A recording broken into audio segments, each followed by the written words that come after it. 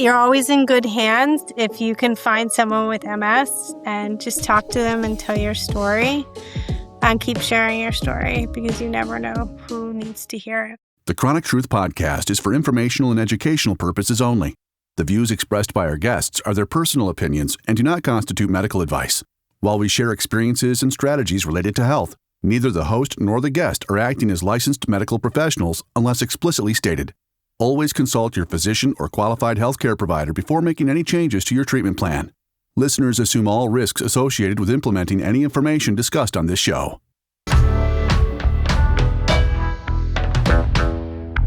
Good evening and welcome to the Chronic Truth Podcast. I'm Kimberly Nash.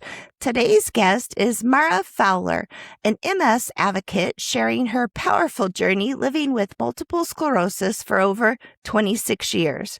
From relapses and chronic migraines to resilience and advocacy, Mara uses her voice to inspire others living with invisible illness and remind people that they are not alone. Welcome, Mara. I am super excited. Most people know I'm going through the McDonald criteria of being diagnosed with MS, so I have lots of questions. I've been reading your story and following you and learning lots. So I appreciate you coming on and being willing to share your story. Tell our listeners a little bit about your story. Okay, well, I was diagnosed in 2000, right at the beginning of, or not right at the beginning, but in just the heights of MS. So I've been on several different drug-modifying therapies, a list of them over the years. Currently, I'm on Ocrevus at this point. One thing I want to say is when I first got diagnosed, I was, pretty much never asked myself why. I just was, interested in learning more about the illness and seeing where I could go nutritionally and learning about how I could feed my body in a way that was good for MS and learning more. I was young. I was only 21. I was actually misdiagnosed in the very beginning with complex migraines. So that was just the beginning of my migraines. So it's amazing how you go full circle back to your migraines now at even 48. So I'm still suffering to this day. And then I suffered a really bad relapse in 2014 that over the time of that 2014 relapse, where again, then I was at another height of my life, just getting married, just wanting to have children. During that relapse, I was just going off a drug called Gilenya. And when I went off that drug, I suffered a really bad relapse. And I had to have a plasmapheresis. Well, I wouldn't call it like a protocol, but and then I didn't walk for 8.5 months after that long relapse. But I've done really well on Ocrevus and only suffered this one last relapse just recently. Do they know what causes relapses? Right now they're not really sure exactly what causes mine. I can't speak about any medical advice at this point. But for mine, they cause with stress. That I can say. Mine is overall more stress than anything else or induced. So I would say stress is a trigger of any relapse with someone with MS is a big trigger. Heat can be a trigger of MS.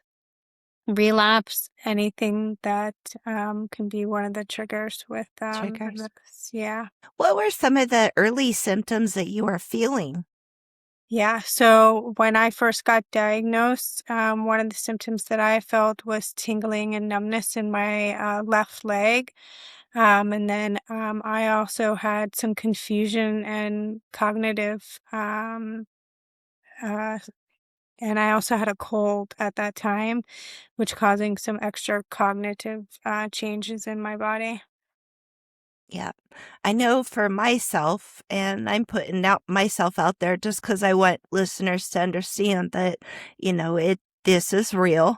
It does happen, and there's so many other things that MS could mimic or the Mm-hmm. Yeah. symptoms, and that's why it's so difficult to be And everyone's different. diagnosed. Mm-hmm. Yeah, and everyone is different, but mine start with tingling in my legs. I was having electric shock symptoms Mm-hmm. traveling up. Migraines started kicking in after that point. Um, I struggle in Yeah. and heat and extreme cold bother me very much. So it's like trying to find that happy medium. Yeah. So I have more of a cold intolerance. So I seem to be suffer more in the cold than it seems to be in the heat. I can do better in the heat. So we moved from Virginia back down to Florida. But then again, when I was a kid, I seemed to be worse in the heat than I was in the cold. Wow. But I've always lived in Florida. But when we moved back down here in 2014, I did that because I wasn't doing well in Virginia from a medical standpoint. I had also been diagnosed with seizures. Wow. What was going through your mind when you were first diagnosed with MS at such a young age? That's kind of hard. Yeah. The diagnosis itself is difficult, but at so young, to me, 21 is very young. So Yeah. So, I mean, I think anybody who's 21, you start to feel like your life is in the palm of your hands. It was right before my 21st birthday, uh, when things started to happen. And then the diagnosis actually came after my 21st birthday on March 6th. So I really didn't have time to really um, understand the full capacity of what 21 was. I was already working, in m- working, not a career, but working already. But um, and I had started treatment early, from the first time I got diagnosed. So there was not a lot of time to think for the ball to get rolling on what I was going to do. So if anything I could say is get on treatment early. If I could say anything to anybody, that would be my suggestion.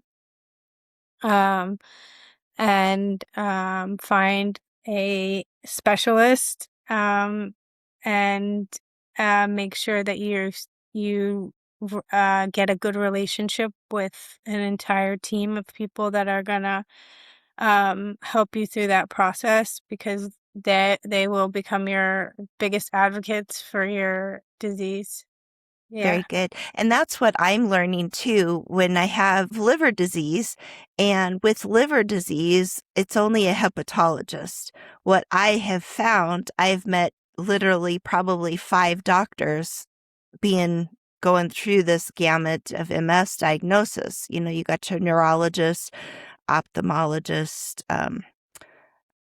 the ear doctor, to try to see where if it's something in her ear that was causing uh Imbalance, the uh balance yeah, disorder. the vertigo and all of that. So yeah, I've met a gamut of doctors. So it's a process. Yeah, I mean, your care team is and that's why preventative care is so important. And something that when this year when we went to Congress and asked for money, telling our story was so important to saying why our preventative care team was so vital for people with MS. We need access to that entire preventative care practice in order for us to get what we need as someone with MS. It's not just one doctor. Sometimes I'm seeing like, I mean, after I got out of the hospital, I realized like what I wasn't doing to like after a relapse, you also realize what you weren't doing, right? So I was taking on more than I could chew. And so I dialed things back and I realized I needed to like reel it in and say, you pushed too far and now you got to take the reins back and you got to reevaluate and you think you can do more, but and then you're going back to all these doctors and maybe more. And I like how you say you have to redial in everything. I was doing a full-time job recently. I've been doing it my whole life, but my cognitive decline has been a huge hindrance in my work performance. It's not that I'm unable to do the job that I've been doing for 4 years. It was just the cognitive decline of missing things now that could result in the care of a patient. So I'm going to get emotional here. Sorry. That's okay. So it's realizing what you can and can't do anymore. Right. I have since redialed in, like you said, and I am doing this podcast now full time. I am putting a voice and a face to chronic illness. And these are invisible illnesses that my coworkers did not know that I was having. I was until I was stumbling and falling out of the elevator, my legs weren't working properly. It's that sort of thing. So I understand when you say you have to redial in and do what's right for your own body, and everyone's different. I mean, I just recently had to stop teaching yoga because I tore my labrum, and then I also cognitively could not teach. And I think that was like the hardest part about what this disease has done to me after just building up to that level of completeness that I had gotten to after that 2014 relapse. And then building back up to that again and knowing that it can bump you back and like, yeah, there are bumps in the road, but we don't realize for someone with a chronic illness when you have ran $1 million restaurants and then you come down and you come to another level and then you have even just one little bump in the road, where that lesion could be, could cognitively change like your whole perspective on the way you think. You become depressed again because you feel like, it's just like the whole thing of what MS is. It truly is what you are thinking. And then there's a judgment that people don't see that I feel like people aren't cognizant of. They'd rather just judge. I felt that. I really do, because we look good on the outside. Our shell is good, and those of us with any chronic illness, I believe, put up this front of toughness, to muster to try to be normal per se. Yeah. But I think that I've always done that tough exterior of a person, and then I break. And then I get to my breaking point and then I'm broken for a while. But there's always a comeback. I do my comeback. But I don't know if I'll be so swift on this comeback, at 48, not as swift. Not as quickly come back. How has living with MS changed the way you view your strength and your resilience? I think that my resilience to want to do things as a person with MS has really changed the way I view life. I want to do everything. I want to see the world. I don't want to be like sitting on the couch, which I have to do right now, but like I don't want to take a moment for granted. I spend a lot more time with my family. I'm starting to think that that is the most precious thing in life more than anything. And I'm starting to see that that's what the world is basically made of, is your family, because they're going to be there no matter what. You're into a lot of advocacy for MS. What type of projects are you working on? You said you went to Capitol Hill, to Congress. What other things are you working on? So, I dabble a little bit in the MS Society with them. I do the advocacy program. I just became a daughter of the American Revolution. So I'm going to start hopefully doing some advocacy work with them, soon. And then hopefully, now that I'm settled down a little bit more, I'll, maybe start to figure out some other ways that I can do some more service, advocacy. But we're going to pick up, the advocacy work is going to pick up again in August for MS Society. So we'll see how busy I get there. Yeah. And in September, advocacy will pick up for the Daughters of the American Revolution as well. That's really cool. But I'm always excited to get involved in ways to help others. Um, you know, I I miss teaching, so I hope to be able to teach at least one class at the YMCA, which is also nonprofit. So any way I can help out in a nonprofit environment is how I choose now to really spend my time. And if someone is out there listening in the same probably shoes that I'm in, being newly diagnosed, what is some words of wisdom from a veteran MS warrior that you could offer us?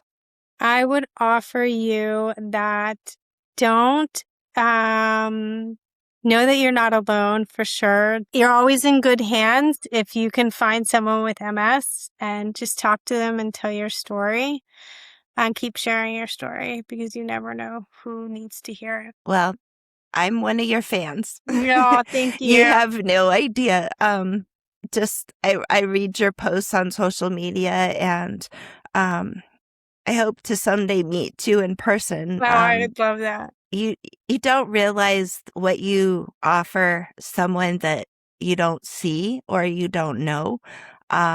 So behind the scenes, what your work is doing is touching lives, and I'm one of them. So Thanks. if I can offer any bit of thanks and gratitude, it would be that. So thank you. Thank you. I really appreciate that. I could recommend a good book for you too. Was that book I posted on Inspiring Stories? I posted it on my story. That woman writes really great books about just inspiring stories.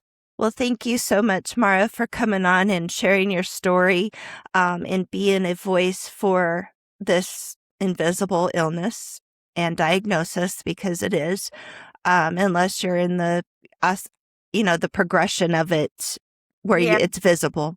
So Yeah. thank you for being that voice. And thank you again, Mara, and God bless. Thank you so much for having me today, Kim. I really appreciate you.